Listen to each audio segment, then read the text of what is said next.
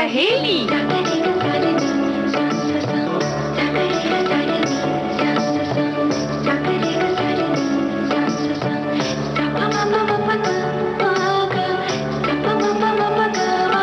सखी सहेली।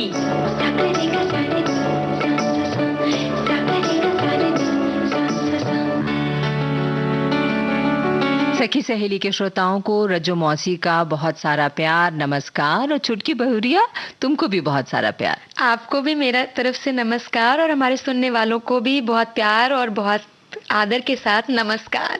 बिल्कुल। और आज हम आपको बता दें कि हम आपके लिए क्या क्या लेकर आए हैं। तो भाई, आज विश्व हृदय दिवस है, 29 सितंबर है।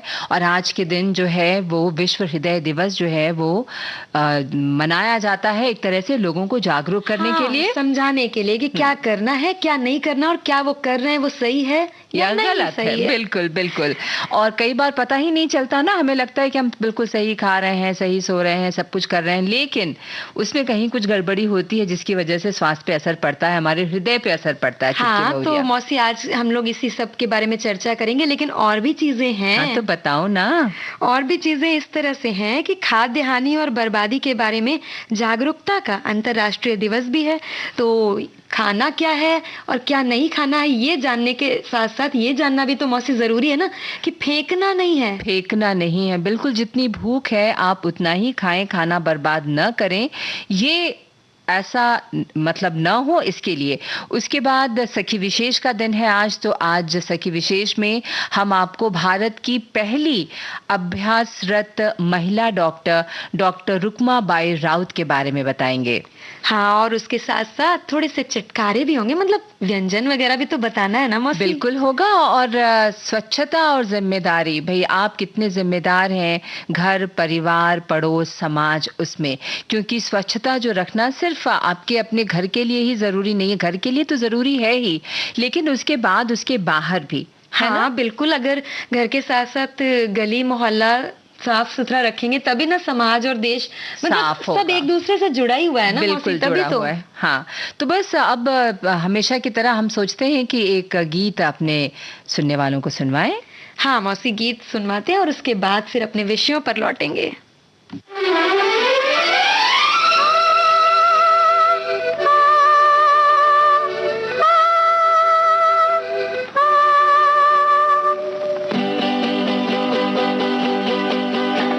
चाचा मेरे बचपन कहीं जा के छुप ना दम। चाचा मेरे बचपन कहीं जा के छुप ना दम। ये सफर है अब मुश्किल, आने को है तूफान। चाचा मेरे बचपन कहीं जा के छुप ना दम।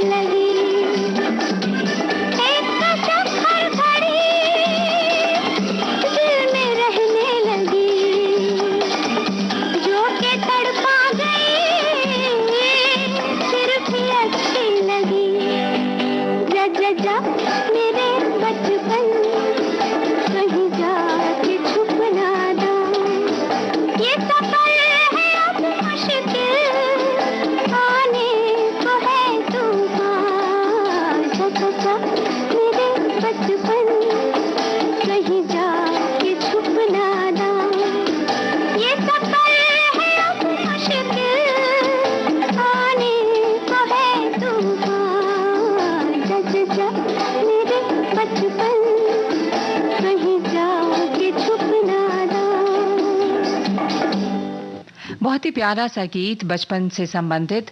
और अगर बचपन से ही चुटकी भौरिया इन बातों पे ध्यान दिया जाए ना, मुझे लगता है माँ बाप की भी जिम्मेदारी थोड़ी बढ़ जाती है कि बच्चों को बचपन से ही सही खान पान, बहुत तरह के इस तरह के खान पान आज बाजार में मिलते हैं जो आपके स्वास्थ्य के लिए अच्छा नहीं है, आपके दिल के लिए अच्छा नहीं है ना। हाँ बिल्कुल मौसी, और आजकल देखिए मतलब बच्चे ही नहीं बड़े भी मौसी, जबान के चटकारे जो है ना सभी को बहुत पसंद है। और वो एक अभी हम लोगों ने कुछ दिन पहले ये बात भी की थी कि बहुत ज्यादा मतलब थोड़ा सा समय बचाने के लिए या मेहनत बचाने के लिए हम लोग बाहर की चीजों पर भागते भी खुद भी बहुत फास्ट हैं। फूड पे। हाँ, तो इस वजह से भी, और बचपन से अगर ये बात सही आप कह रही हैं कि अच्छी आदतें डाली जाएं खाने पीने की। फास्ट फूड बड़ा स्लो डाइजेस्ट होता है हाँ नहीं? यही तो, लेकिन ये चीज समझता कौन है ना। तो इसीलिए भाई आज विश्व हृदय दिवस है जिसको वर्ल्ड हार्ट डे कहते हैं, और हर वर्ष ये 29 सितंबर को इसीलिए मनाया जाता है कि लोगों को जागरूक किया जाए। जो अव्यवस्थित जीवन शैली है और जो असंतुलित खान पान के चलते जो दुनिया भर में हृदय रोग के पीड़ितों की संख्या तेजी से बढ़ी है, उस पर नियंत्रण हो सके, लोग जागरूक हो सके। भागती दौड़ती जिंदगी में लोगों को अपने स्वास्थ्य की ओर ध्यान देने का मौका ही नहीं मिलता, टाइम ही नहीं मिलता। हमेशा हम शिकायत करते हैं टाइम नहीं, इसलिए जो मिला जल्दी से खा लिया, जिसका उन्हें भारी खमियाजा चुकाना पड़ता है।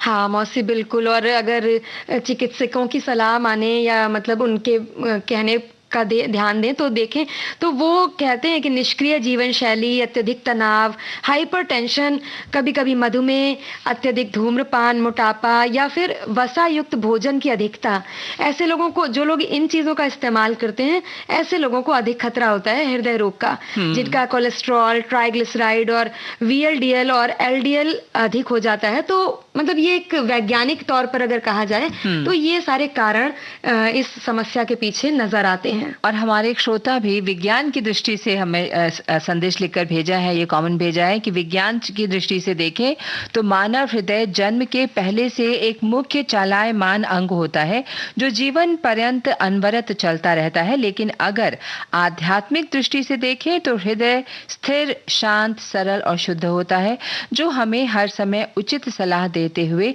कुछ अच्छा करने के लिए प्रेरित करता है। हृदय प्रेम का प्रतीक है जो हमें सृष्टि की हर एक रचना से प्रेम करना सिखाता है, बशर्ते हम हृदय की सुने और समझे भी। शीशा टूटता है तो टूटने दो, कोई बात नहीं, दिल न टूटे ये बिकता है नहीं बाजारों में। वाह क्या बात है, बहुत सुंदर बात लिखी है। और ऐसा भी कहते हैं कि मतलब जो ये मौसी अगर बात करें कि इस दिन को मनाने की जरूरत क्या है, तो वही है जैसे हम लोगों ने शुरुआत में बात करी कि जागरूकता बहुत जरूरी है। आजकल की भागती दौड़ती जिंदगी में लोगों को अपने स्वास्थ्य की ओर ध्यान देने का मौका मिलता नहीं है, जिसका उन्हें भारी खामियाजा चुकाना पड़ता है। हृदय रोग विशेषज्ञों के अनुसार दिल की बीमारी किसी भी उम्र में हो सकती है, इसके लिए कोई निश्चित उम्र नहीं निर्धारित है। और महिलाओं में विशेष रूप से हृदय रोग की संभावनाएं ज्यादा इसलिए देखी जाती हैं क्योंकि वो इस बीमारी के जोखिमों को नजरअंदाज कर देती है। और कहते भी है ना मौसी, सब ज्यादा ध्यान दूसरों का रखने की आदत है, अपने ऊपर जब बात आती है तो चलो छोड़ो, अच्छा ठीक है देख लेंगे, इस पर टाल दिया जाता है। और ये सच है, हमारे आम जीवन शैली में ये इस बात को कोई नकार नहीं सकता। बिल्कुल बिल्कुल, तभी तो आज युवाओं में जो है वो हृदयाघात और हृदय की बीमारियां की संख्या जो है वो बहुत चिंताजनक बढ़ती जा रही है। पहले जहां 30 से 40 वर्ष तक के बीच हृदय की समस्याएं आंकी जाती थी, आज तुमको पता है छुटकी भरिया ये 20 वर्ष से कम उम्र के लोगों में भी होने लगी है। महिलाओं की बात तो तुमने की ही, तो भाई ऐसे में हृदय की समस्याओं से बचने का एक ही उपाय है कि आप खुद अपनी कुछ सामान्य जांच करें और हृदय संबंधी सामान्य समस्याओं को भी गंभीरता से लें। एक और हमारे श्रोता ने हमें ये लिखकर भेजा है कि अक्सर देखा गया है कि हृदय से अच्छे लोग बुद्धिमान होने के बावजूद भी धोखा खा जाते हैं। वो दूसरों को भी हृदय से अच्छे होने का विश्वास कर लेते हैं। किसी के हृदय को चोट पहुंचाकर माफी मांगना बहुत आसान है, किंतु हृदय पर चोट खाकर किसी को क्षमा करना बहुत मुश्किल होता है, क्योंकि माफी वही इंसान दे सकता है जो हृदय से मजबूत हो। खोखला इंसान तो बस बदले की आग में जलता रहता है। शीशा टूटे और बिखर जाए तो बेहतर है, लेकिन जब दिल टूटता है तो दरारें ना जीने देती हैं और ना ही मरने देती हैं। आपके हृदय में क्या चल रहा है ये तो डॉक्टर बता देंगे, लेकिन किसी के प्रति आपके दिल में क्या चल रहा है ये तो स्वयं आपको देखना होगा। बात बिल्कुल सही है, लेकिन आप इतने जिसे कहते हैं ना कठोर हृदय नहीं, सहृदय बने और ऐसी कोई बात ना करें कि किसी को तकलीफ पहुंचे, लेकिन इन सारी बातों को आप झेल सकते हैं अगर आपके आसपास आपके जैसा माहौल नहीं है, लेकिन आप अपने खान पान पे इन सब पे थोड़ा सा ध्यान करते हैं तो हाँ, हृदय मतलब आपका मजबूत दार्शनिक रहेगा। बातों के साथ साथ बिल्कुल। वैज्ञानिक तथ्यों को नकारना नहीं है और डॉक्टर की सलाह पर बहुत विशेष ध्यान देना है। और मौसी कभी कभी क्या होता है कि आजकल तो भाई सोशल मीडिया का बहुत ज्यादा लोग इस्तेमाल करते हैं, ठीक है अपनी जगह जानकारी के तौर पर, लेकिन उस पर कई कई बार ऐसी जानकारियां भी आ जाती हैं जिन पर जो भ्रामक होती हैं, जिन पर उसके पीछे कोई तथ्य नहीं होते, लेकिन उन पर विश्वास करके लोग उन्हें अपनी जिंदगी में अपना लेते हैं और कई बार वो उन्हें नुकसान पहुंचा जाती हैं। तो हमारा यही कहना है कि मतलब गलत जानकारियां कहीं से भी मिल रही हैं, उन पर विश्वास करने से बेहतर है कि आप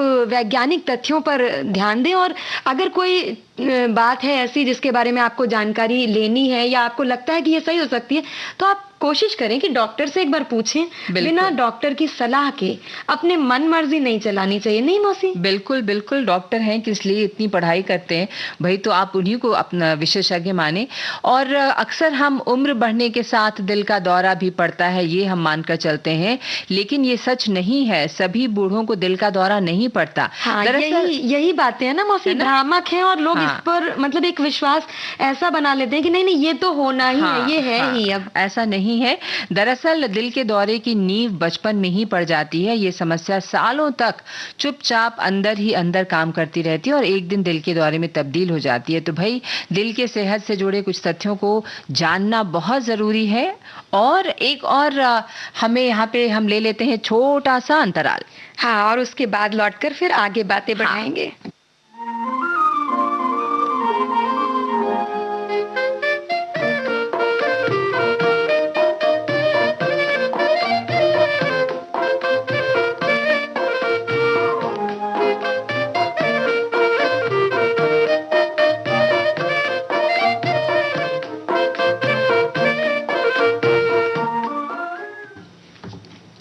एक बार फिर आप सबका स्वागत है। हम बात कर रहे थे भाई आज विश्व हृदय दिवस है, उस पर हमारे एक श्रोता ने लिखकर भेजा है कि हृदय का वैश्विक दिवस अपने आप में ही शरीर के सर्वाधिक महत्वपूर्ण अंग हृदय की महत्ता को स्पष्ट कर रहा है।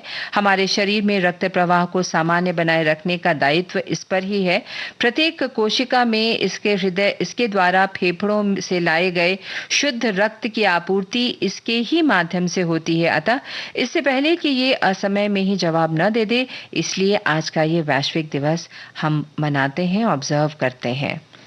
जी मौसी, और साथ में इन सब बातों के साथ साथ जो सेहत के लिए ध्यान देने वाली बातें हैं, मतलब जिससे कि हम अपने हृदय की सेहत का ख्याल रख सकते हैं, वो सब बातें अगर की जाएं तो वो एक तो मतलब रोजमर्रा की जिंदगी में जरूरी भी हैं और हम उसको आसानी से अपना भी सकते हैं। जैसे कि प्रत्येक व्यक्ति को थोड़ा थोड़ा समय व्यायाम के लिए निकालना ही चाहिए, नहीं मौसी? बिल्कुल बिल्कुल, ऐसा नहीं कहना चाहिए कि समय नहीं है, और रोज कम से कम आधे घंटे तक व्यायाम करना हृदय के लिए बहुत अच्छा होता है। यदि समय की कमी है तो आप तेज कदमों से टहल भी सकते हैं। हाँ, ये भी एक तरह का व्यायाम है। और साइकिल वगैरह चलाने का अगर आपको शौक है या थोड़ा सा समय निकालिए साइकिल चलाना। हाँ, पूरे शरीर का व्यायाम हो जाता है मौसी, दो चीजों में, एक साइकिल चलाने में और एक रस्सी कूदने में, है ना? हाँ, तुम करती हो लगता है, इसीलिए बिल्कुल बचपन में खेल के लिए हम लोग इस्तेमाल करते थे, लेकिन तब उतना पता नहीं था कि ये रस्सी आगे चल के भी कूदना है, फायदा पहुंचाती है। बिल्कुल। और नमक की मात्रा जो है ना, उसका सेवन अगर कम करें तो बेहतर है। भोजन में कम वसा वाले आहार ग्रहण करना चाहिए और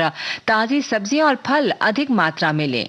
हाँ, और सबसे जरूरी चीज जो हम लोग ज्यादातर नकार देते हैं और उसको मतलब टालते हैं, सच बताएं तो वो ये कि प्रतिदिन की दिनचर्या में हमें समय समय पर नाश्ता और जो दोपहर का खाना है वो पूरी तरह से पूरा आहार लेना चाहिए। बिल्कुल। और ये जो तंबाकू जैसे पदार्थ लोग खाते पीते हैं ना, ये तो बहुत ही गलत है। ये तो एकदम जिसको कहते हैं आ बैल मुझे मार। हाँ, ये और फिर कहेंगे हमें ऐसी बीमारी हो गई, हमें वैसी बीमारी हो गई। क्या फायदा? अच्छी चीज खाएं, अच्छा रहे, स्वस्थ रहे। आज की भागदौड़ वाली जीवन शैली में भाई तनाव तो बढ़ ही गया है, तो इससे पूरी तरह से बचना तो मुश्किल है, लेकिन जहां तक संभव हो इससे दूरी बनाए रखना चाहिए। घंटों एक ही स्थिति में बैठना हृदय के लिए हानिकारक हो सकता है। उठ के चल रही थी ना? हाँ। बहुत देर से प्रोग्राम कर रही हो। चलते हैं अभी थोड़ी देर में, लेकिन पहले एक गीत सुनवा ले मौसी। हाँ बिल्कुल।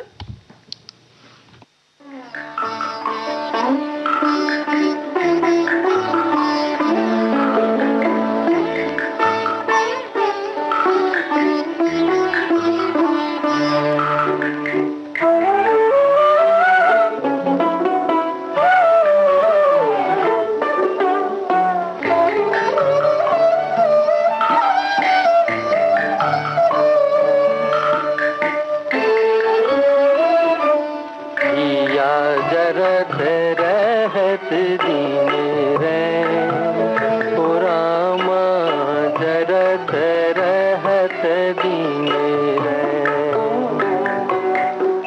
या जरत रहत दिन ओ रामा जरत रहत दिन अम्बवा की डाली पे कोयल बोले, अम्बवा की डाली पे कोयल बोले, तनिक न आवत चैन पुरामा जरत रहत दिन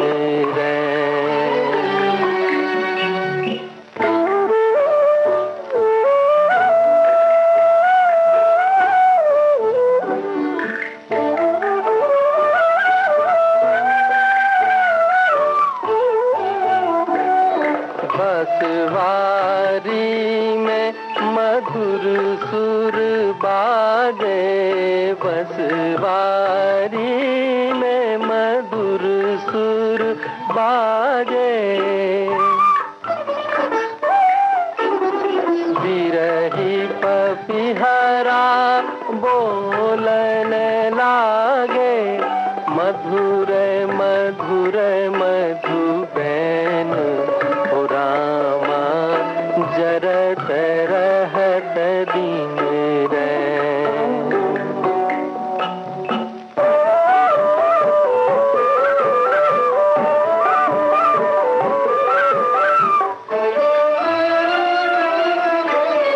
आस अधूरी प्यासी उमरिया, आस अधूरी प्यासी उमरिया, छाए अंधेरा सुनी डगरिया, डरत जिया बेचैन, डरत जिया बेचैन ओ रामा जरत रहत दिन या जरत रहत दिन ओ रामा जरत रहत दिन। एक बार फिर स्वागत है आप सबका कार्यक्रम सखी सहेली में। मैं हूं आपकी रजी मौसी और हमारे साथ है चुटकी बहुरिया। बहुरिया, क्या बात है। हम बात कर रहे हैं कि भैया आज विश्व हृदय दिवस है और किस तरह से आपको अपने हृदय का ख्याल रखना है। कुछ लोगों की धड़कनें बढ़ गई थी, हृदय की जो गति है वो बढ़ गई थी। किस बढ़ लिए? गई थी। लोगों ने, हमारे जितने सुनने वाले हैं, हमारे श्रोता सब परेशान हो गए थे। थोड़ा सा देर हो गई हम लोग को पहुंचने में, तो आते आते बहुत देर कर दिया आपने। आज विश्व हृदय दिवस है और देर तक सखी सहेली पोस्ट न आने पर हमारे दिल की धड़कन रंग लाने के बजाय रंग बेरंग होने लगी थी। और सखी सहेली से जुड़ने वाले सभी लोगों को इन्होंने नमस्कार बोला है। चलो हम लोग आगे से ध्यान रखेंगे कि पहले ही ये हो जाए जिससे आपकी धड़कनें न बदलें। और बिल्कुल हम यही कह रहे थे कि भाई जंक फूड भी बहुत जिम्मेदार है इस तरह के हृदय की जो बीमारियां होती हैं, क्योंकि वो सही खान पान नहीं है। जो लोग अपने जीवन में बहुत अधिक वसा, नमक, अंडे और मांस खाते हैं, उन्हें दूसरों के मुकाबले दिल का दौरा बढ़ने का जोखिम जो है वो 35% अधिक हो जाता है। और इसकी तुलना में जो लोग 60 ग्राम साबुत अनाज से बना हुआ दलिया वगैरह खाते हैं, उन्हें ये जोखिम कम होता है। हाँ मौसी, बिल्कुल। और हमारे एक श्रोता ने हम लोगों को संदेश भेजा है कि शरीर का सबसे महत्वपूर्ण अंग है हृदय, जिसकी देखभाल सबको करनी चाहिए। और इनका कहना है कि आपकी लापरवाही ही आपको नुकसान पहुंचा सकती है। आजकल के खान पान से हमारे हृदय को भी तकलीफ पहुंच रही है। हमें वो कुछ नहीं करना चाहिए जिससे हमारे हृदय को कष्ट पहुंचे। हमें नशे से, शराब से बिल्कुल दूर रहना चाहिए और अधिक सोचने वाली बातें नहीं करनी चाहिए। हाँ, कम से कम रोजाना 30 मिनट योग और ध्यान करें। धूम्रपान बिल्कुल भी नहीं करें। और जैसा हमने कहा, खाद्य तेल जो है उसका चयन सही होना चाहिए। और नींद जो है वो दिल को स्वस्थ रखने के लिए बहुत जरूरी है। रोजाना कम से कम 7-8 घंटे की नींद तो लें। कैफीन की मात्रा कम करें और काली या हरी चाय पिएं। और गर्मियों में प्रतिदिन 8 से 10 ग्लास पानी जरूर पिएं। हाँ मौसी, ये पानी पीने, मतलब गर्मियों में तो सच्ची पीते हैं लोग, देखा ही है मौसी हम लोगों ने, मतलब प्यास लगती है मौसम की वजह से। पर ये जो है ना मात्रा, सर्दियों और बारिश के मौसम में कम हो जाती है, क्योंकि मौसम ठंडा होता है, प्यास शरीर को महसूस नहीं होती। पर ऐसा थोड़ी है, नहीं महसूस नहीं हो रही तो लग नहीं रही है, लग तो रही है ना, पर अंदर से शरीर को जरूरत है। आपको नहीं समझ आ रहा है, पर नियम बनाना चाहिए और बीच बीच में पानी पीते रहना चाहिए। बिल्कुल भाई, आज अंतर्राष्ट्रीय खाद्य हानि और अपशिष्ट यानी फूड वेस्ट भी है और हमें उस पे भी बातचीत करनी है छुटकी बहुरिया। हाँ, तो ये तो जरूरी है मौसी, क्योंकि खाना सिर्फ खाना नहीं है, बनाना नहीं है, उसको खराब होने से भी बचाना है। मतलब उसका कहीं से भी अपव्यय नहीं होना चाहिए, ताकि हमें मिल रहा है पर सामने से किसी को नहीं भी मिल रहा है, ये समझना चाहिए हमें। बिल्कुल, हमें इस दिन को इसलिए विशेष रूप से निर्धारित किया गया ताकि हम बात कर सकें कि खाद्य हानि और अपशिष्ट को कम करना ऐसी दुनिया में बहुत जरूरी है जहां पर भूख से भी लोग प्रभावित होते हैं और लोगों की संख्या जो है वो बढ़ रही है और टन के टन खाद्य पदार्थ जो है प्रतिदिन खो जाते हैं या बर्बाद हो जाते हैं। और वैश्विक स्तर पर उत्पादित खाद्य का लगभग कहते हैं कि 14% फसल और खुदरा बाजार के बीच खो जाता है। तो खाद्य अपव्यय के मुद्दे को हल करने के वैश्विक प्रयासों को बढ़ावा देने और शुरू करने के लिए 2020 से आज ही के दिन 29 सितंबर को खाद्य हानि और अपशिष्ट के बारे में जागरूकता का अंतर्राष्ट्रीय दिवस मनाया जाने लगा, जिसे नामित किया गया था 74वीं संयुक्त राष्ट्र महासभा में 2019 में। हाँ मौसी, बिल्कुल। और ये इसका भी मतलब उद्देश्य यही है कि लोगों को जागरूक किया जा सके। और सच पूछिए मौसी, तो खाना यानी कि भोजन मतलब कभी बर्बाद नहीं करना चाहिए।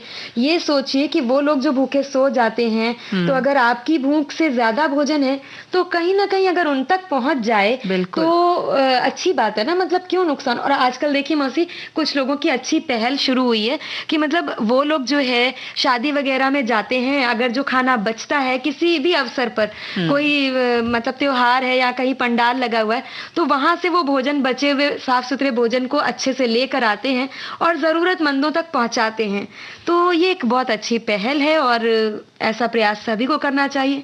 बिल्कुल करना चाहिए। खाना आप भी अपने घर में अपने छोटे बच्चों को ये सिखाएं कि उतना ही भोजन लो जितना आपको, आप भूख लगे दोबारा ले लो, लेकिन उसको थाली में छोड़ना वो भी अन्न का अपमान होता है, वैसा बिल्कुल नहीं करें। और इस तरह से क्या होगा कि उनको उसकी महत्व उनका समझ में आएगा। भूख क्या चीज है वो वही जानते हैं जो जिन्हें नहीं मिलता है, जिन्हें नहीं मिलता है। बिल्कुल। और हमारे एक श्रोता ने मौसी लिखा है कि भारत में घरेलू भोजन की बर्बादी हर दिन 137 ग्राम खाना, सालाना प्रति व्यक्ति लगभग 50 किलोग्राम है। खाद्य और कृषि संगठन ने के अनुमानित आंकड़े के अनुसार भारत में 40% खाना बर्बाद होता है, जो एक साल में 92,000 करोड़ रुपए के बराबर होता है। 30% सब्जियां और फल कोल्ड स्टोरेज की कमी के कारण समाप्त हो जाते हैं, खराब हो जाते हैं। जब हम भोजन बर्बाद करते हैं तो हम उन्हें उगाने, फसलें काटने, परिवहन करने और पैकेज करने में लगने वाली सारी ऊर्जा, पानी, श्रम, प्रयास, निवेश और बहुमूल्य संसाधनों को भी बर्बाद कर देते हैं। सीमित संसाधनों का अनावश्यक विनाश होता है, जिससे ग्रीन हाउस गैस का उत्सर्जन बढ़ता है। बिल्कुल सही लिखा उन्होंने, इससे ग्रीन हाउस गैसों का निर्माण होता है। ये गलत है, ऐसा नहीं होना चाहिए। तो हम सबको इस पर सोचने की जरूरत है छुटकी बहुरिया। और आप उतना ही लें भोजन, उतना ही बनाएं और बची, जैसा तुमने बहुत खूबसूरत बात कही कि आप लोगों को जाकर, ऐसे बहुत से लोग आपको सड़कों पे दिख जाते हैं जिनका आप, अगर उनको आप बिल्कुल मौसी, अगर उनको जरूरत है, मतलब उनको जरूरत है, हमें पता है उनको जरूरत है और हम उन्हें पहुंचा सकें। बिल्कुल। तो भोजन बिल्कुल भी बर्बाद ना करें। जैसा उसने कहा कि भाई खुदरा और उपभोग स्तर पर भी ये काफी मात्रा में बर्बाद हो रहा है, बर्बाद किया जाता है, तो उस पर बहुत ध्यान देने की जरूरत है। और हम अभी कोई गीत वीत सुन रहे हैं या हम अभी आगे अपनी बातचीत? अरे मौसी, तो ऐसे संकोच नहीं करिए, आप कह दीजिए, हम गीत बजाते हैं।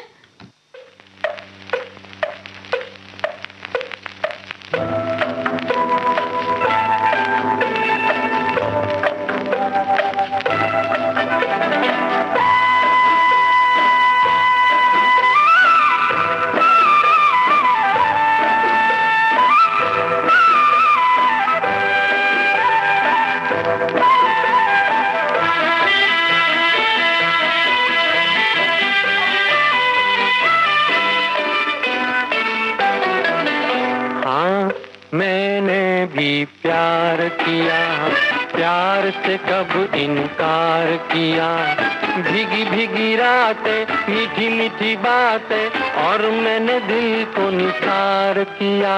हाँ, मैंने भी प्यार किया, प्यार से कब इनकार किया, भीगी भीगी रातें, मीठी मीठी बातें, और मैंने दिल को निसार किया। हाँ, मैंने भी प्यार किया।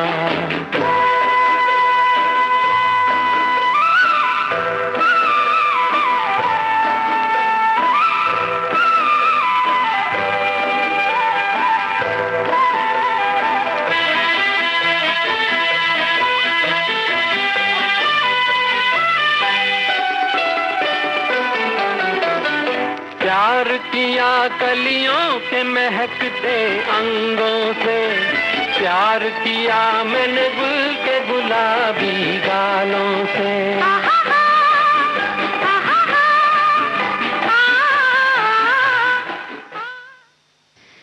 कार्यक्रम सखी सहेली जारी रहेगा इस अंतराल के बाद।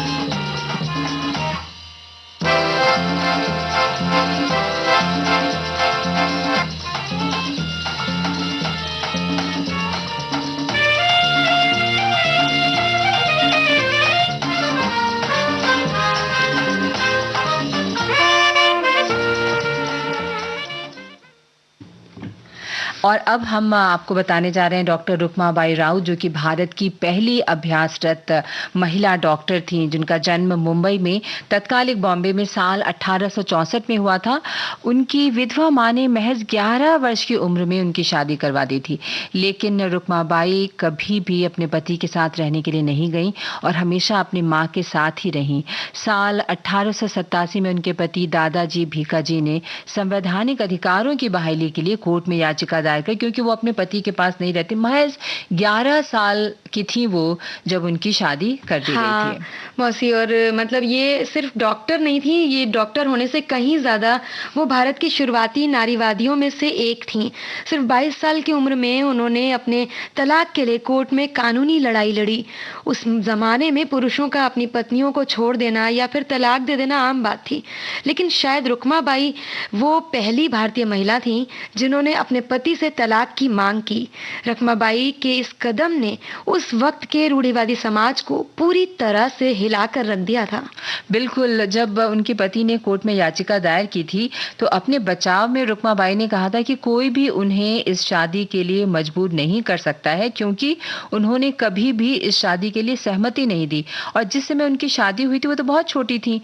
तो इस कोर्ट केस के परिणाम स्वरूप विवाह की जो पुष्टि हुई तो कोर्ट ने उन्हें 2 विकल्प दिए। पहला ये कि वो तो अपने पति के पास चली जाए या फिर 6 महीने के लिए जेल जाए, और जानती हो वो जेल जाने के लिए तैयार हो गई। सच्ची में मतलब रुक्माबाई ने जबरदस्ती की शादी में रहने से बेहतर जेल जाना समझा। वो जेल जाने के लिए तैयार हो गई और उनका ये फैसला उस समय के लिहाज से एक ऐतिहासिक और बेहद साहसिक फैसला माना जाता है। बहुत ही मतलब साहसिक कदम था ये। लेकिन एक बात अच्छी थी कि अपने सौतेले पिता सखाराम अर्जुन के समर्थन से उन्होंने अपने तलाक के लिए कानूनी लड़ाई लड़ी, और नहीं तो अगर उनका भी साथ नहीं होता, वो तो थी ही बहुत हिम्मत वाली और उन्होंने ये कदम उठाया और उसके बाद पता है रुक्माबाई ने इस केस ने भारत में एज ऑफ कंसेंट एक्ट 1891 के पारित होने में महत्वपूर्ण भूमिका निभाई।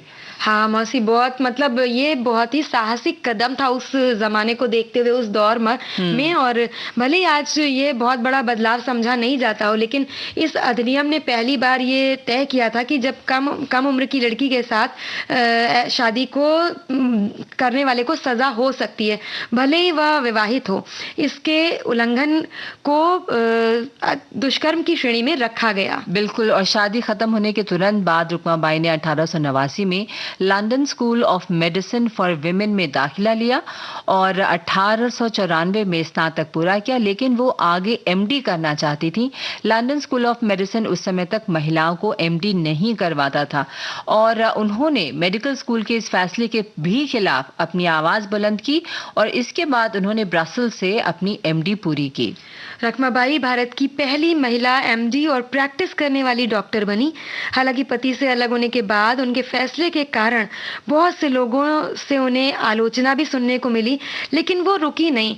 अब मौसी, इतना मजबूत कदम उठाना उस दौर में अपने आप में साहस की बात थी, जबकि उनको बहुत समर्थन किसी का नहीं मिला, बहुत सहयोग नहीं मिला।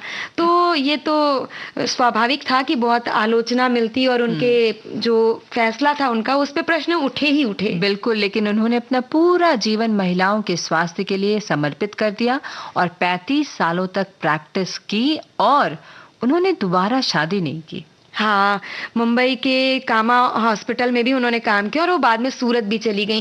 शादी भी नहीं करी और एक मिसाल कायम करी लोगों को देखते हुए। उनको देखते हुए हम सभी को ये मतलब प्रेरणा मिलती है तो कि कितना मुश्किल होता है ये सफर।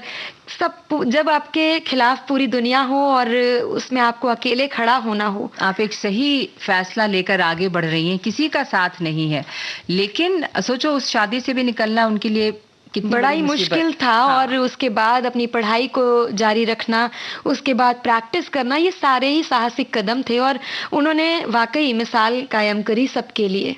बिल्कुल। अब यहाँ पर हम लेते हैं एक संगीत का विराम।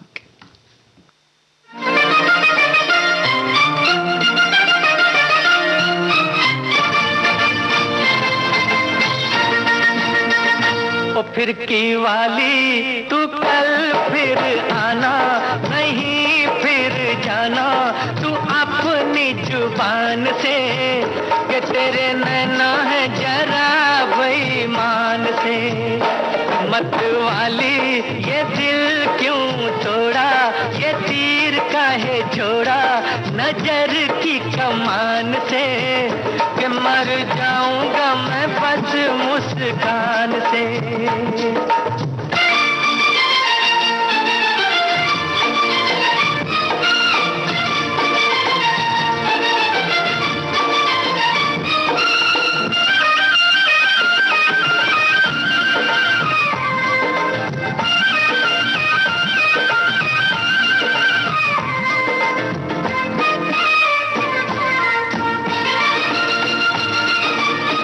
पहले भी तूने एक रोज ये कहा था, पहले भी तूने एक रोज ये कहा था, आऊंगी तू ना आई।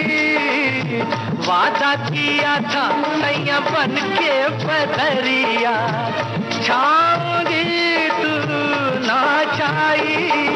मेरे प्यासे दर से तू निकली ना घर से, कैसे बीती वो रात सुहानी। तू सुन ले कहानी ये सारे जहान से, कि तेरे नैना है जरा बेईमान से।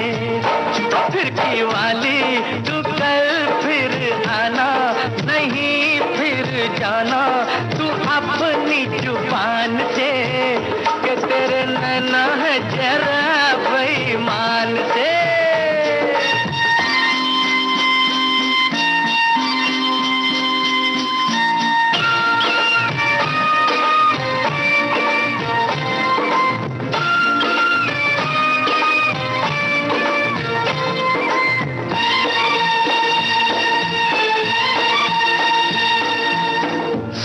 सोचा था मैंने किसी रोज गोरी हंस के, सोचा था मैंने किसी रोज गोरी हंस के, बोलेगी तू ना बोली, मेरी मोहब्बत भरी बातें सुन सुन के, डोलेगी तू ना डोली। ओ सपनों में आने वाली, रुक जा जाने वाली, किया तूने मेरा दिल चोरी, ये पूछ ले गोरी ज़मीं आसमान से, कि तेरे नैना है जरा बेईमान से। फिरकी वाली तू कल फिर आना, नहीं फिर जाना तू अपनी जुबान से, कि तेरे नैना है जरा बेईमान से, कि तेरे नैना है जरा बेईमान से।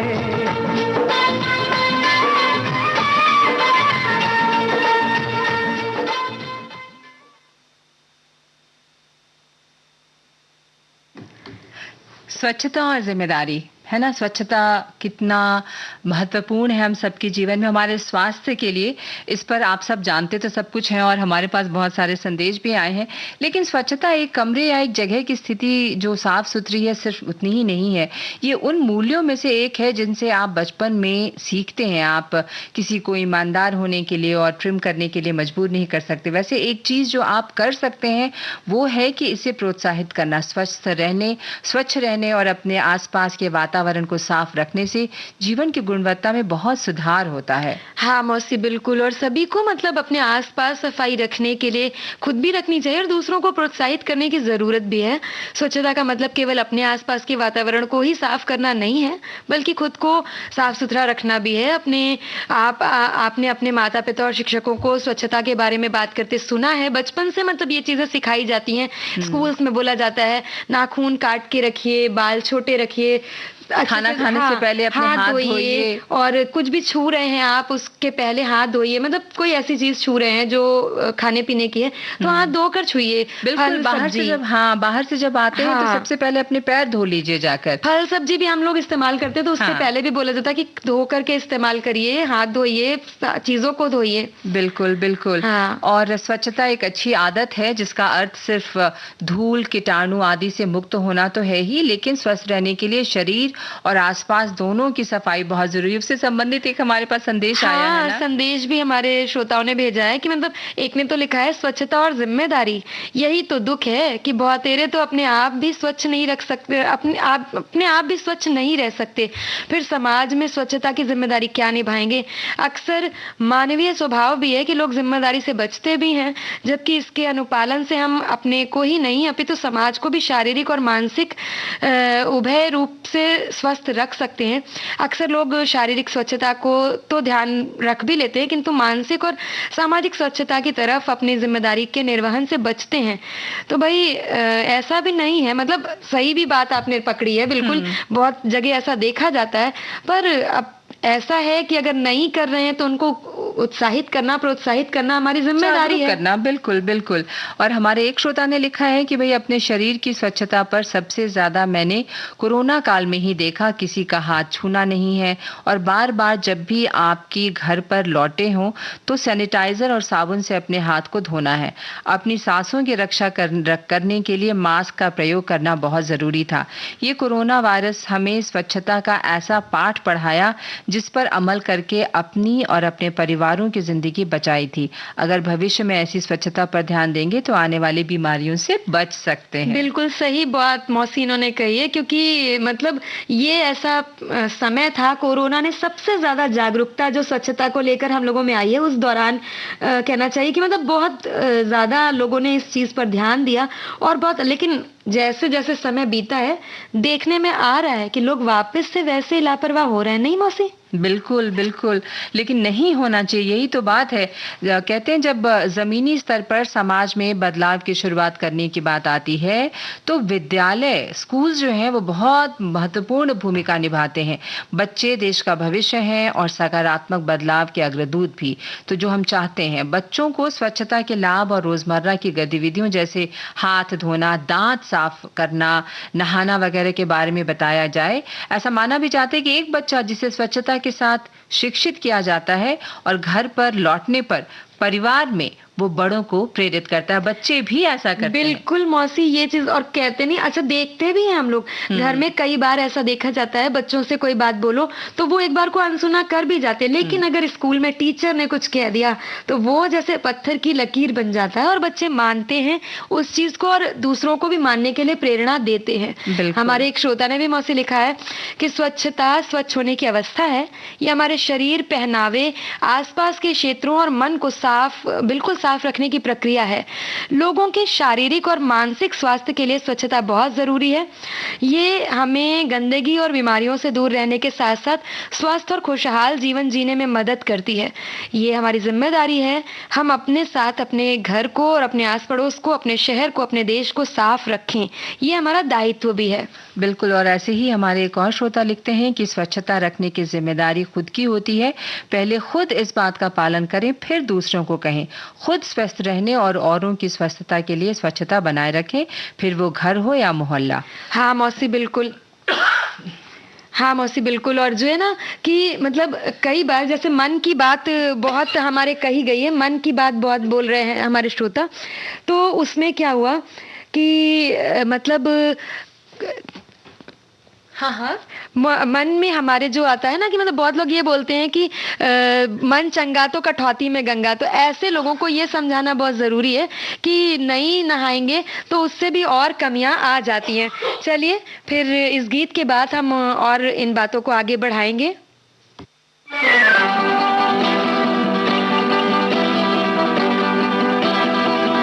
100 साल पहले मुझे तुमसे प्यार था, मुझे तुमसे प्यार था।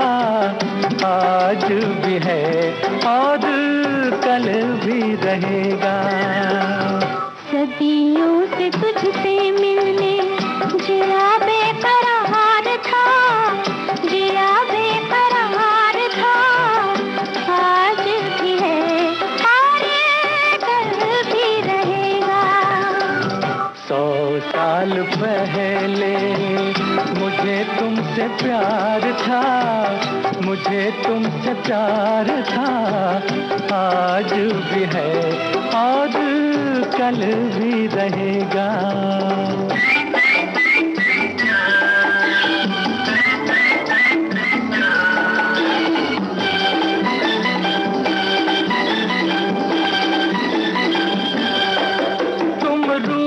ना करो मेरी जान निकल जाती है। तुम हंसती रहती हो तो एक बिजली सी चमक जाती है। तुम रूठा ना करो मेरी जान निकल जाती है। तुम हंसती रहती हो तो एक बिजली सी चमक जाती है। मुझे जीते जी ओ दिल भर तेरा इंतजार था, तेरा इंतजार था। आज भी है और कल भी रहेगा। सदियों से तुझसे मिलने जिया बेकरार था, जिया बेकरार था। आज भी है और कल भी रहेगा।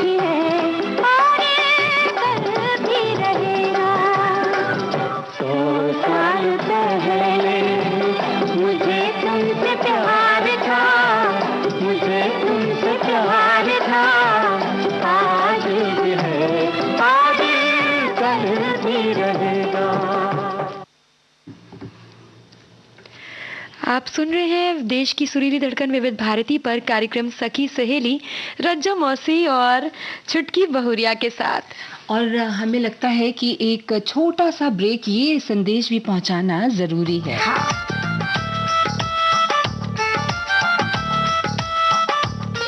विविध भारती के स्थापना दिवस के बहाने आओ मिलकर झूमे नाचे गाएं तराने।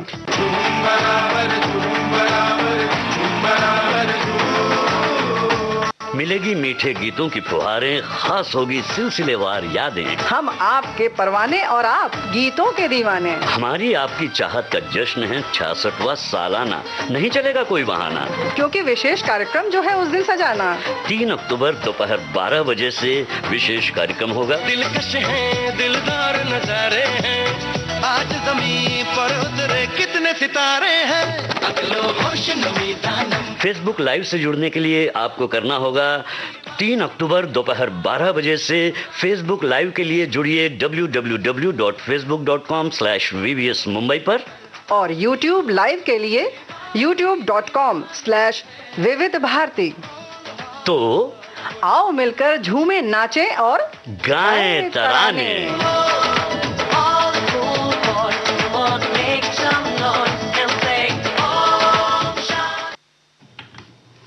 और हमें व्यंजन भी बताना था छुटकी बहुरिया। हाँ, तो आज हम मौसी। क्या भुट्टे का कबाब बताएंगे? हाँ, बहुत मतलब मौसम भी ऐसा है और भुट्टे इस समय इस सीजन में आते भी बहुत हैं। तो चलिए फटाफट से भुट्टे के कबाब की कैसे तैयारी करनी है बता दिया जाता है। बिल्कुल, सामग्री क्या क्या है? भुट्टे के दाने लेने हैं 2 कप, उबला और मतलब मसला हुआ आलू लेना है आधा कप, और चीज ले लीजिए आप 2 चम्मच, कटी हुई हरी मिर्च 2 चम्मच, कटा अदरक 2 चम्मच, काली मिर्च पाउडर आधा चम्मच, गरम मसाला आधा चम्मच, जावित्री पाउडर चुटकी भर, पुदीने की पत्ती हरी काटी हुई 2 चम्मच, और नमक स्वादानुसार, तेल 4 चम्मच। और भाई भुट्टे के दानों को दरदरा पीस लें, एक बोल ये पेस्ट निकालें और उसमें तेल के अलावा अन्य सभी सामग्री को डालकर अच्छी तरह से मिलाएं। मिश्रण को बराबर हिस्सों में बांटकर उन्हें कबाब का आकार दे दें।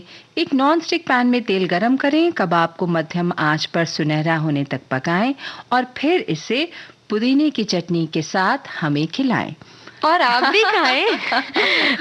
सही है। और इसी के साथ अब हमारे मतलब स्टूडियो की जो घड़ी है वो इशारा कर रही है कि अब हमें आज्ञा लेनी है आपसे, और एक तो खूबसूरत सा गीत हम आपको सुनवाते हुए चल रहे हैं, और इस गीत को सुनिए। और आज के इस कार्यक्रम से छुटकी बहुरिया और रज्जो मौसी को दीजिए इजाजत। नमस्कार।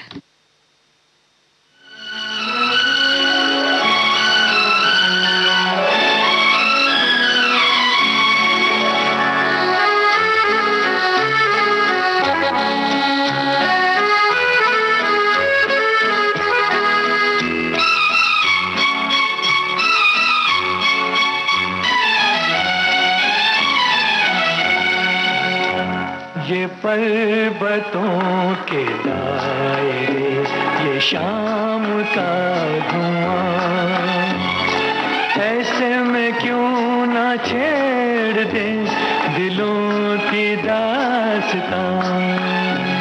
ये पर्वतों के दायरे, ये शाम का धुआं, ऐसे में क्यों न छेड़ दे दिलों की दास्तां। ये पर्वतों के दायरे, ये शाम का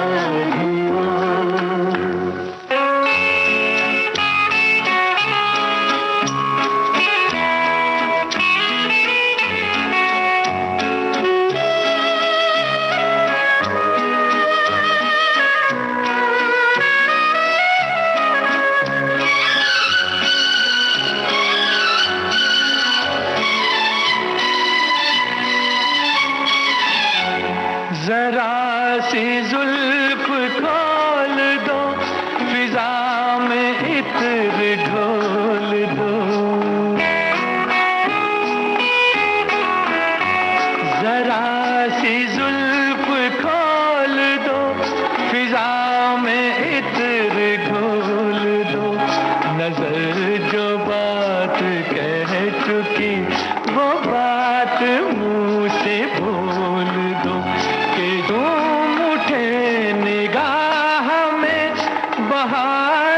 आसमां, ये पर्वतों के दायरे, ये शाम का धुआं, ऐसे में क्यों ना छेड़े